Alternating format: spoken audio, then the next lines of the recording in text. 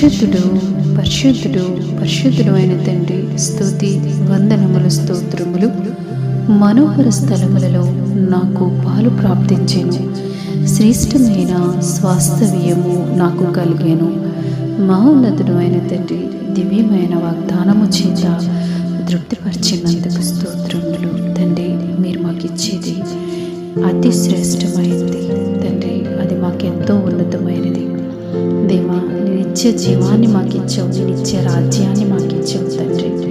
అది గ్రహించలేని వారు ఎంతోమంది ప్రభువా నాయన నిస్సహాయ స్థితిలో ఉన్నారు తండ్రి. నీ వాక్యాన్ని విని అంగీకరించి తద్వారా వారి జీవితాలు ప్రభువా నాయన నీలో స్థిరపరచుకునే భాగ్యాన్ని నీ ప్రియబిడ్డలకి దయచేయండి. మాకు మీరు ఇచ్చేది ఎప్పుడు అతి శ్రేష్టమైనది, ఎంతో ఉన్నతమైనది ప్రభువా. అది మేము గ్రహించే కృపనివ్వండి. విలువైన నీ ప్రాణాన్ని మీరు మా కొరకు దారబోసారు తండ్రి, మీకు వందనాలు. శ్రేష్టమైంది, అతి శ్రేష్టమైంది ఇచ్చే దేవుడు నీవే కదా ప్రభువా. నీకు సాటి అయిన వారెవరు?